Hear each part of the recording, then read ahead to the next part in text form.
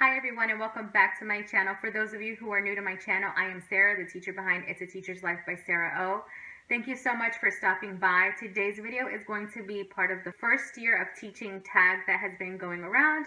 So I decided to go ahead and share with you my story and answer some of the questions that have been provided. I hope you enjoy.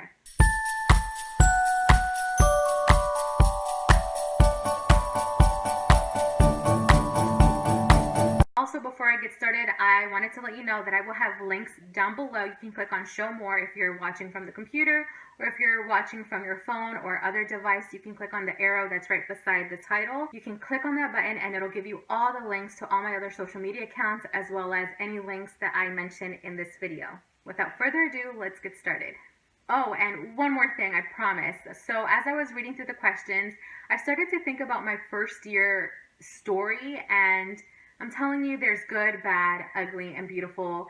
But if you want me to do a separate video where I share about my first year of teaching and the experiences that I went through, go ahead and leave me a comment down below and just let me know that it is a video that you are interested in watching, and I will be more than happy to share my story with you.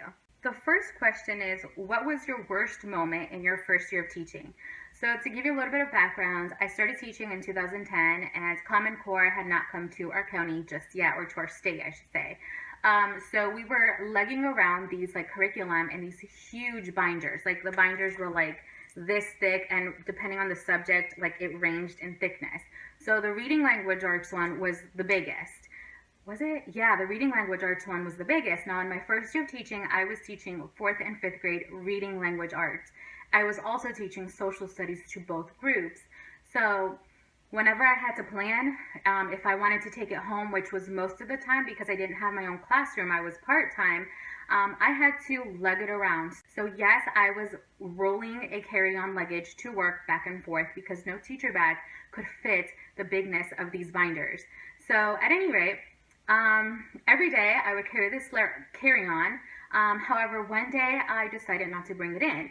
And so after work, I decided to take all my binders with me, and I had my purse and my lunch bag and everything.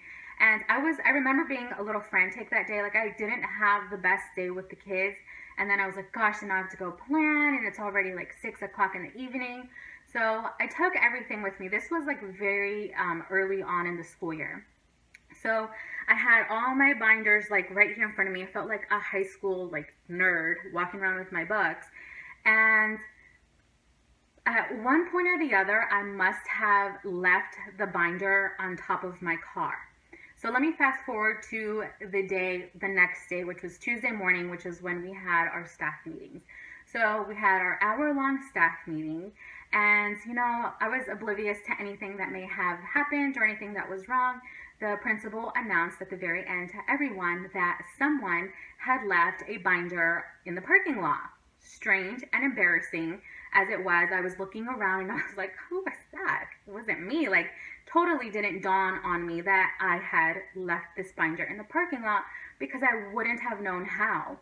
So anyway, I get up and I'm like, it's not me, just walking to my classroom when it finally hit me that it had to be my binder, because I remembered lugging around all my binders. So I go to the main office, which is where she said it was left, where everyone is, and there's no secret there. Everyone's going to know everything. Sure enough, I go in, and there's my big old 5th grade reading curriculum binder sitting on top of the secretary's desk. So I think it was obvious who it was, because there's only so many teachers teaching 5th grade reading language arts. So it had to be one out of the 3 of us that were teaching it. It was me. But to make matters worse, first of all, that was already embarrassing in and of itself. But to make matters worse, there was this guy, building service worker, he was so sweet. He was every first year teacher's father figure at work. He really looked out for us. So when he saw that I picked up the binder, he was the one who found it in the parking lot. He talked to me privately and said, this really doesn't look good for you as a first year teacher. He's like, I found it on the parking lot ground. And I just I could have dug a hole and just gone in and hidden for the rest of the day. I was so embarrassed. I felt so flushed out of the embarrassment. I mean, I already knew, like, duh, this doesn't look right, but did you have to make me feel worse? So that was probably my worst moment in teaching. To be honest with you, that was like my worst moment. Question number 3 is, what is your biggest regret from your first year? I would have to say my biggest regret is not really putting myself out there. I didn't really have a collaborative spirit. Like, it wasn't within me to want to collaborate. I think part of it was my personality that, like, when I'm in a new setting, first of all, I tend to be like a very like reserved and quiet type of person. So when I'm in a new setting, I just like to soak in and analyze everything and kind of like get a feel for people. So in the process, I'm very quiet and I don't really like initiate conversations.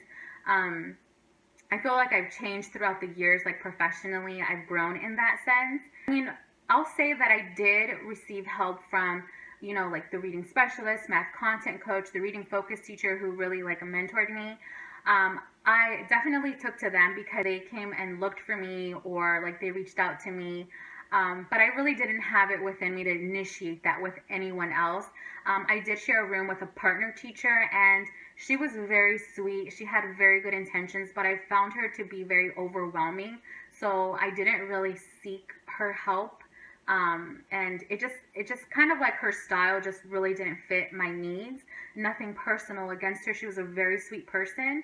But I want to say that, like, as a first year teacher, you have to be ready and willing to step out of your comfort zone and seek help and have a collaborative spirit, because it can rub people the wrong way. And fortunately, I mean, that I know of, I didn't get on anyone's bad side, and I don't think anyone would want to have a first year teacher on their bad side, because I mean, that would just be wrong. You don't want to do that. And so, anyway, that's definitely one of my regrets. Question number 4 is, what is something you wish you knew before you started teaching? When I think of that question, what comes to mind is what school did not prepare me for. I would have to say that it's how much of your life you have to devote to your profession, especially on your first year of teaching.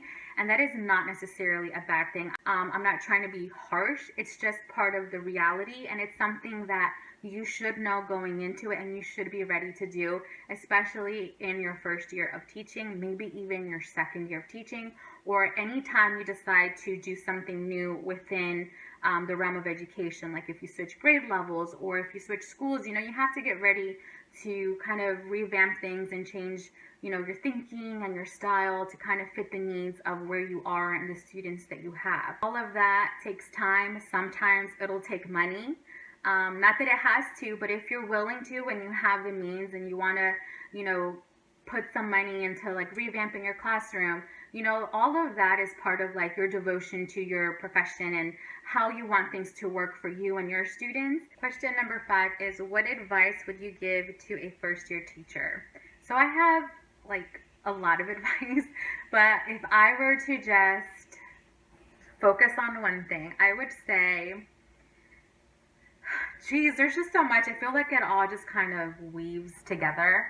I would say to not expect to be perfect and know that no one expects you to know it all on your first year. It's impossible. It's impossible. But do know that you are going to be evaluated. Most likely, you're going to have in our county, we call them consulting teachers, and they're assigned to a first year teacher and they're evaluative. Know that your administrators are going to be evaluating you, so they're going to be coming in and observing you. If you have a mentor teacher who's non-evaluative, she still is going to come in and observe you. Reading specialist, math content coach, they're all going to come in and they're going to be, watching you with a keen eye, because they're there to support you. They're not there to bring you down. And sure, there are some people who can learn to give constructive criticism, but take it as a way to grow. Even if it comes across really bad, if they're negative about everything, stay positive. Know that I believe in you, and I'm sure that there are a lot of other people that believe in you. Just use the feedback to grow, and just don't psych yourself out to the point where you like do so bad because you think you have to be perfect and you think that what they're coming to see is perfection because you're a first year teacher, you're learning the ropes, and they know that. They should anyway. And I guess one more piece of advice, because I can't just leave you with one, I would say to just kind of like think in terms of layers when it comes to your profession. So I would say in your first year of teaching, your first and foremost priority should be instruction and building relationships with your students. You want to focus on that before anything else. Researching and learning anything and everything you need to know about establishing the relationships with your students and community building beyond those cutie little games, like really establishing a classroom culture that's going to benefit you and your students, as well as your planning and instruction. That all is going to be a work in progress in your first year. It's probably going to be a little bit rough around the edges in the beginning, but I promise you at the end, you're going to be like, been there, done that, I'm ready for year 2, I'm ready for round 2. And then I would say that in your second year, you work on like getting cutesy little products and making your centers cuter and your activities and your assessments, making them look prettier. And then year 2, like halfway in year 2, maybe even year 3, you can start focusing on like how to make your classroom look really cute, really glammed up, and just your style. I wouldn't necessarily say like forget about what your classroom looks like in your first year. Definitely put some thought into it, but don't go all out because that's what you see teachers on YouTube doing, because like a lot of those teachers have been teaching for a lot of years and have been accumulating things, and they haven't just all out splurged all at once. Some of us, not all of us, but just keep that in mind. Just really think in terms of layers. Just don't worry about trying to have the best looking classroom because that is not your first priority. Your first priority are your students, you, and your career. So I really hope you found this video helpful. Like I said in the beginning, if you are interested in hearing my first year of teaching experience, even though I said it was overall a good year, there's still some good, bad, ugly stuff that you're going to want to hear. But just let me know in the comments down below and I'll be more than happy to film that video. And I will see you in the next one. Bye! Please comment down below and don't forget to click the subscribe button. I'm also on Instagram and I have a TPT store.